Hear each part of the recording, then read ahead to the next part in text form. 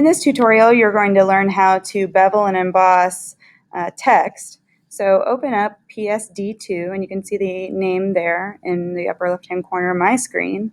And then we're going to save it as bevel type. And again, listen to the announcement at the beginning of class whether I'm going to have you turn this in or I'm going to just look it up. Now remember, start naming your files with lowercase letters and no spaces. This isn't necessary to make Photoshop files work, but it is necessary in Dreamweaver, and I realize not all of you are used to that. So start practicing it now so that you don't make mistakes that ruin your project later. So hit save and click OK for the compatibility warning. All right, now we're going to go to the Layers panel, and remember, if you can't find it because of all these tabs getting mixed up, you can go to Window, Layers, you can make it go away, you can make it come back. I happen to see mine, so I'm just going to click there. And you'll see that we have a background layer that's locked and a headline layer. Go ahead and click on the headline layer. And then all the commands we're going to use that are up in Layer are also in here. So feel free to use that. I'm going to go up to Layer and Layer Style. Now you might remember too that to get to Layer Style we can also double click here. I'll show it both ways. So go up to Layer, Layer Style, and Bevel and Emboss.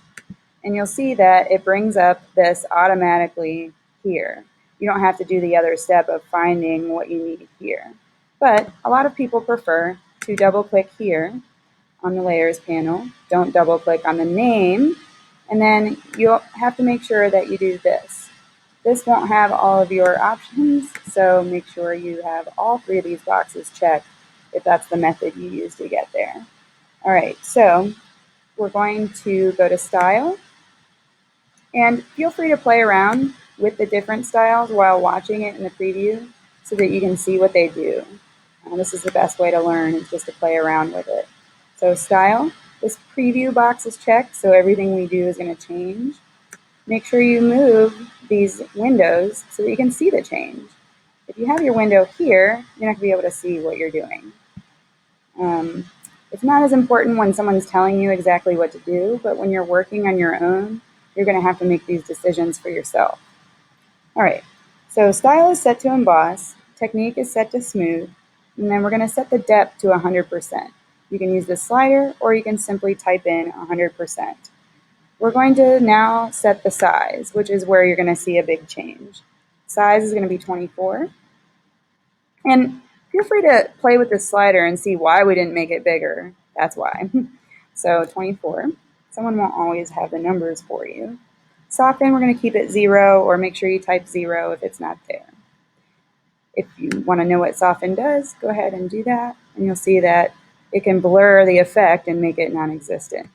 So soften is only used for certain types of effects. Go ahead and click OK after you check that your settings are like mine. All right, so what if you want to go back? You did something wrong. Well, you can double click, maybe you want to change your effect or your style.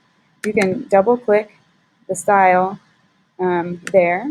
You can double click it here. You can double click it here. You can also go back to Layer Style. So now let's do, let's click on Bevel and Emboss. You'll see that I was about to change the settings of something else because I didn't check here first, so that's a good lesson for you to check there first.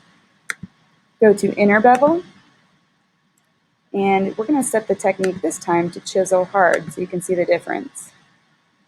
We're going to set the depth to 120. Depth is really important for that Chisel Hard style. And we're going to set the size to 44. Again, if you want to go ahead and change the sliders just to see what they are so you can learn more, feel free to do that. I encourage you to do that. And then just type in 44. Soften, 0. Again, if you see that we soften it more, it gets rid of that effect. Soften is 0. Click OK. All right, go ahead and save your work, Command S. And And then we're going to stay here, and we're going to double click on the bevel and emboss style in the layers panel. To open it again, you see that I keep having you practice that so that you don't forget it. And then we want to be able to see what's going on, so move that. And as long as you can see at least one letter, that's fine. So if you want it right in front of you, just move it so that you can see some of the letters. Now we're going to play with gloss contour. So click the little arrow next to there. If you don't click the arrow, you get something like this. That's something that's harder to navigate, some more advanced settings. So cancel that and make sure you click on the little arrow. Now we're going to do the third square in the second row, and that's called ring double. If you mouse over it and wait, the screen tip tells you that that's called ring double. Click on that. Feel free to look around and see the other styles, but I want you to end up on ring double. And actually, no, I want you to end up on cone. So click around, see what they all do, then click cone. As you know, anti-aliased is a smoothing effect, and we did that in an earlier tutorial with an apple. So go ahead and click the box, click OK, and save your work. That's all we're going to do with this one. So go to the next tutorial for more instructions.